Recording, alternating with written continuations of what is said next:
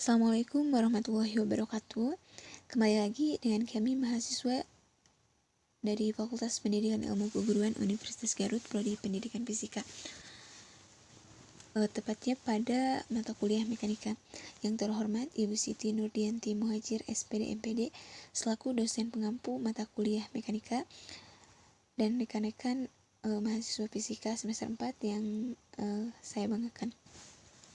Di sini kami dari kelompok 10 yang beranggotakan Ai Anggara, Sharla Heranti Haryanto, dan Sinta Aprianti akan membahas mengenai sistem Lagrange. Nah, dalam pembahasan kali ini mencakup 3 poin, yaitu persamaan Lagrange, persamaan Hamilton, dan aplikasi persamaan Lagrange. Langsung saja ya. Di sini saya Sinta Aprianti sebagai pemateri 1 akan membahas mengenai persamaan Lagrange.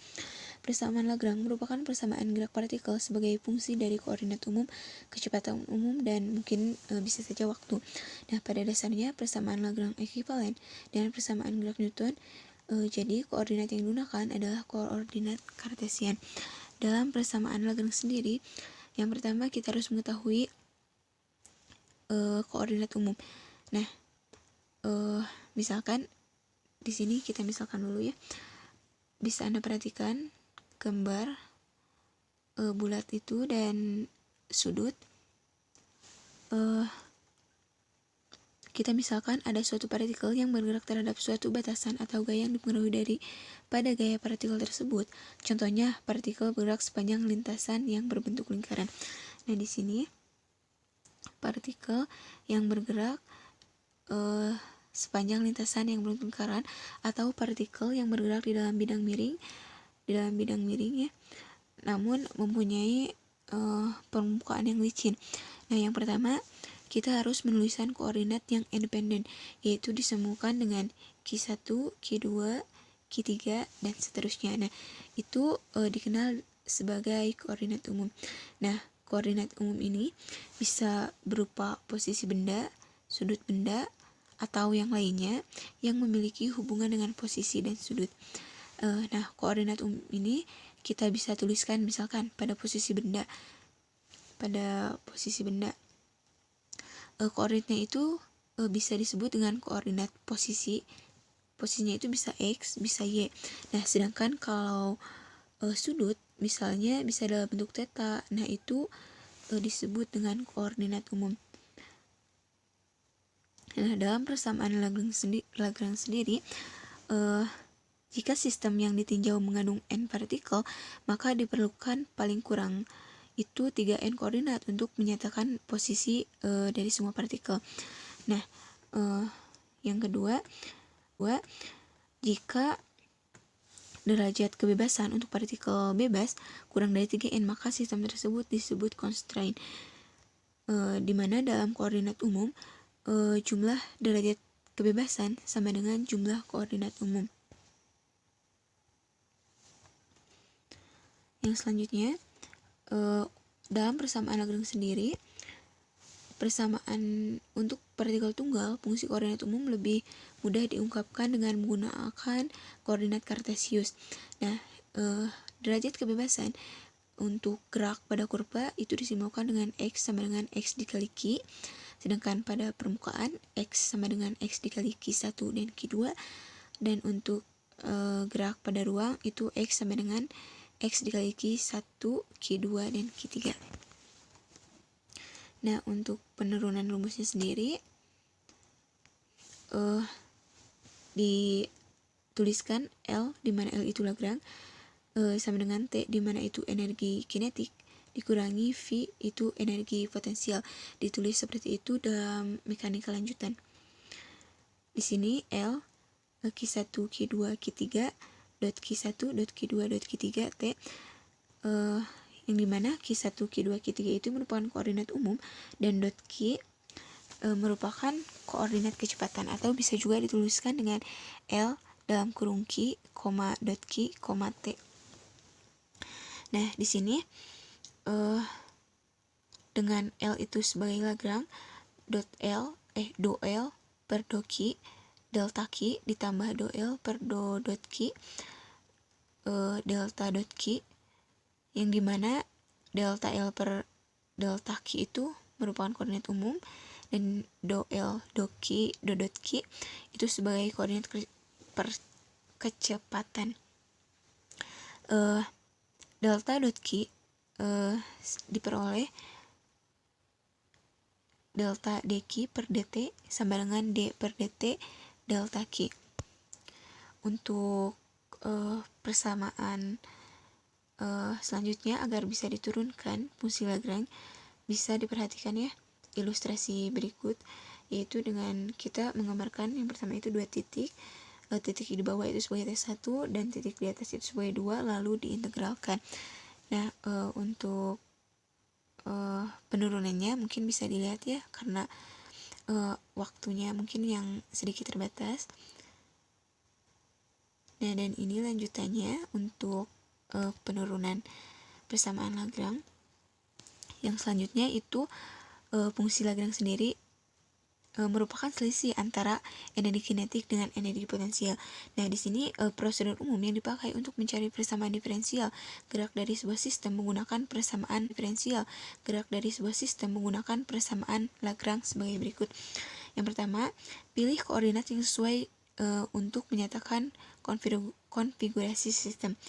Yang kedua, cari energi kinetik T sesuai dengan fungsi waktu, yang dimana T itu merupakan energi kinetik.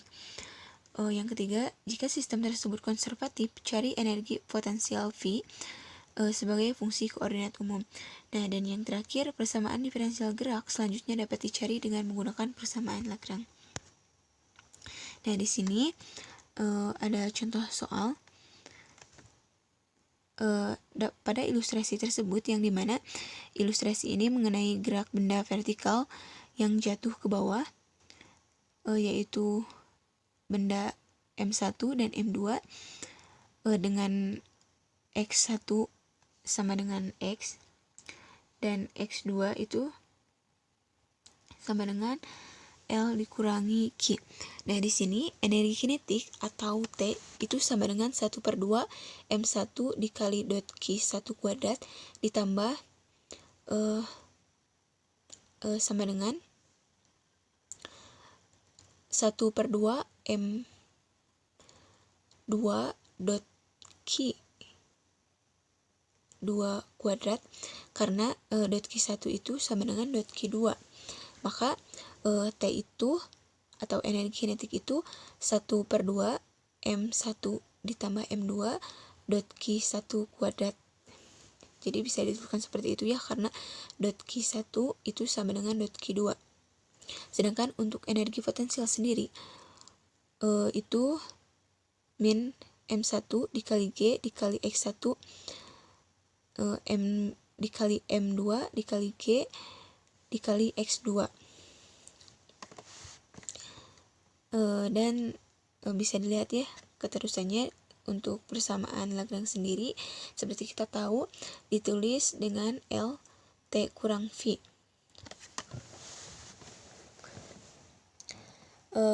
Nah, dari energi kinetik dan energi potensial tadi, energi kinetik yang ini dikurang dengan yang ini, sehingga kita mendapatkan hasil dan dapat ditulis dl per dq itu sama dengan dl per dx1 sama dengan juga m1 kurangi m2 dikali g, dan sehingga d per dt dikali dl per dot q sama dengan d per dt dikali x2 dikali m1 tambah m2 dikali dot q 1 sama dengan M1 ditambah M2 X dot 2 X dot 2 dot X dot 2 X1 sehingga M1 dikurang M2 dikali G itu sama dengan M1 ditambah M2 dot 2 X1 sehingga dot 2X itu sama dengan M1 dikali M1 dikurangi M2 per M1 ditambah M2 dikali G. Mungkin itu saja yang dapat saya sampaikan. Saya persilahkan kepada Sherla Herianto sebagai pemateri kedua.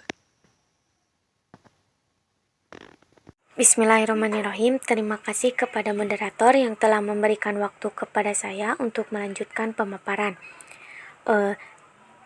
Di sini saya akan membahas sedikit mengenai persamaan Hamilton. Jadi, selain dengan menggunakan metode Lagrange, ialah dengan kita juga bisa mencari persamaan gerak dengan menggunakan Hamilton. Untuk mencari persamaan gerak sistem yang kita tinjau, kita bisa menggunakan mekanika Newton, kita bisa menggunakan mekanika Lagrange, dan kita juga bisa menggunakan Hamilton. Nah, Hamilton seperti apa Hamilton tersebut? Didefinisikan persamaan Hamilton itu adalah H sama dengan sigma K Q dot K VK, di mana VK itu adalah momentum umum yang didefinisikan, yaitu VK sama dengan parsial L per parsial Q dot K. Nah, kan di fungsi Lagrange itu L sama dengan Q dot, posisi dan kecepatan umum. Tetapi nah di sini di Hamilton itu posisi dan momentum. Jadi dia fungsi dari V dan Q. Dan persamaan Hamilton itu adalah H sama dengan sigma K Q dot K parsial L per parsial Q dot K dikurangi L. Nah, untuk sistem dinamik sederhana, energi kinetik sistem T adalah fungsi kuadrat dari Q dot, dan energi potensial V merupakan fungsi Q saja. Jadi kan T sama dengan setengah mv kuadrat atau setengah Q dot K kuadrat. Jadi energi kinetik sistem T adalah fungsi kuadrat dari Q. Dan V sama dengan mgx, dan energi potensial V merupakan fungsi ke Q saja. Sehingga mendapatkan L sama dengan T fungsi Q dot K dikurangi V fungsi K. Nah, kita substitusikan L di sini menjadi H sama dengan sigma K dot K T fungsi K dot K dikurangi dot K dikurangi T fungsi K dot K dikurangi V fungsi K. Dimana V itu, nah yang V K itu kan tidak mempunyai fungsi Q dot K. Jadi kalau dibagi parsial Q dot K, hasilnya jadi 0. Jadi hasilnya adalah H sama dengan sigma K Q dot K parsial T K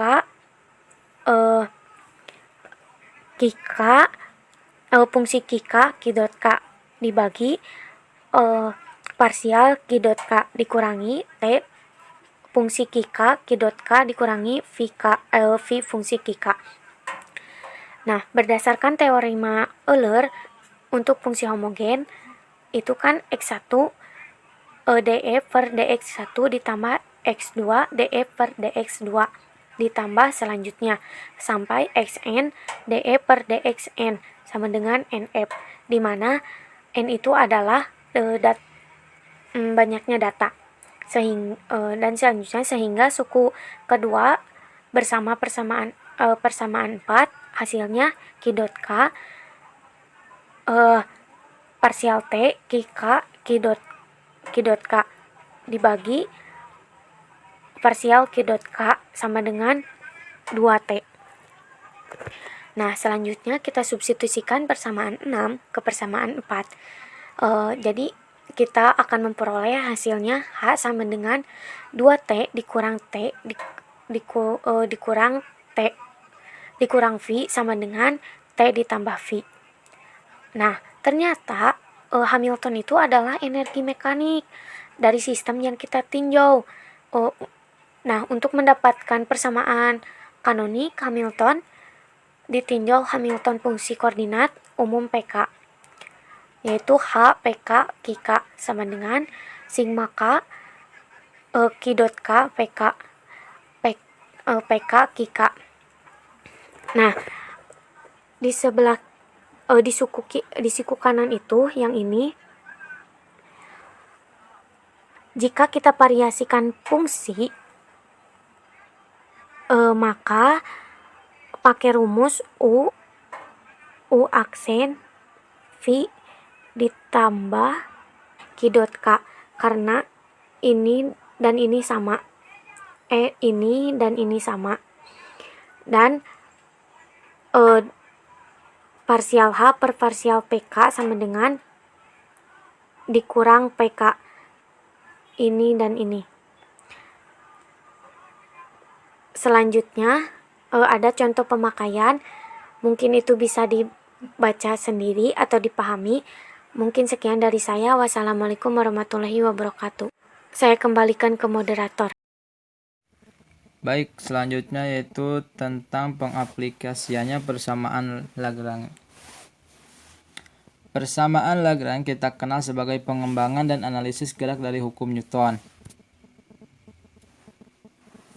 Analisis gerak menggunakan Lagrange secara umum kita kenal sebagai selisih antara energi kinetik dengan energi potensial yang bekerja pada benda. Secara matematis kita bisa menuliskannya sebagai berikut, yaitu L sama dengan T kurang Pi. Di dalam persamaan Lagrange analisis kita bergantung pada energi kinetik dan energi potensial yang bekerja pada sebuah benda atau partikel di suatu koordinat tertentu. Di samping hal itu, kita harus memperhatikan batasan gerak dari benda atau partikel. Apakah benda atau partikel bergerak dalam arah sumbu X, Y, Z. Oleh karena itu, maka kita bisa memperoleh persamaan umum Lagrange secara matematis dapat dituliskan sebagai berikut, yaitu D per dt kurung buka do L per do X kurung tutup dikurang do L per do X sama dengan 0. D per dt kurung buka do L per do Y kurung tutup dikurang do L per do X sama dengan 0. Dan juga D per deta kurung buka do L per do Z kurung tutup dikurang do L do X sama dengan 0.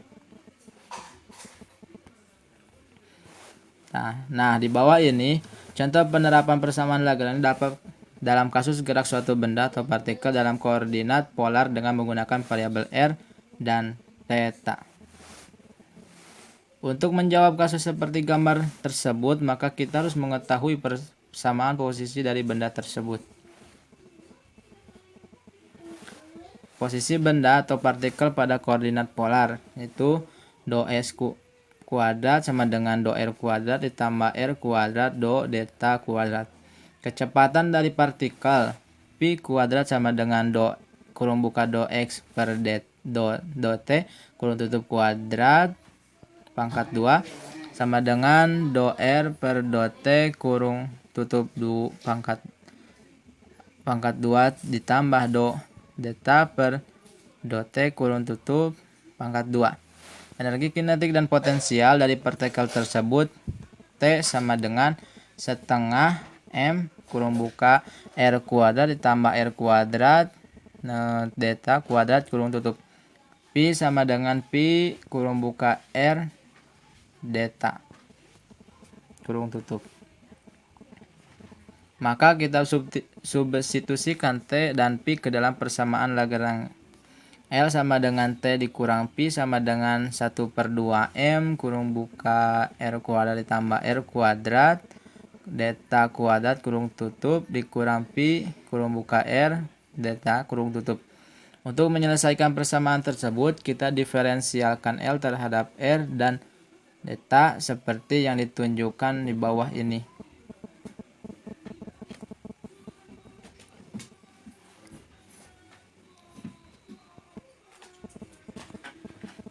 Di mana untuk R D per theta dt kurung buka do L per do R kurung tutup dikurang do L per do R sama dengan 0, D per deta kurung buka do kurung R kuadrat tambah R kuadrat do deta per do R dikurang do pi R deta per do R sama dengan 0 D per dt kurang buka M R kurang tutup kurang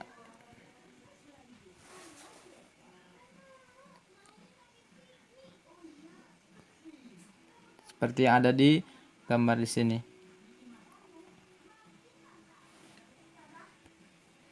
Kita perhatikan nilai dari do pi per do R dan min 1 per R do pi per do deta merupakan komponen gaya-gaya yang bekerja pada benda atau partikel dalam arah R dan deta. Komponen-komponen percepatan yang bekerja pada sistem merupakan A. R sama dengan R tambah R deta kuadrat kurung tutup sama dengan percepatan sentripetal partikel. Do A berdeta sama dengan kurung buka deta tambah 2R deta kurung tutup sama dengan percepatan Coriolis partikel. Jadi penerapan persamaan Lagrange masih banyak berlaku pada gerak suatu sistem yang berhubungan dengan hukum Newton kedua. Mungkin dari saya cukupkan sekian. Terima kasih. Baik, terima kasih kepada saudari Sherla Herianti Herianto dan kepada saudara Ai Anggara yang telah memaparkan materinya dengan begitu baik. Mungkin itu saja yang dapat kelompok kami sampaikan. Mohon maaf bila banyak kesalahan. Maklum kami sedang dalam tahap belajar. Dari kami cukupkan sekian dan terima kasih. Wassalamualaikum warahmatullahi wabarakatuh.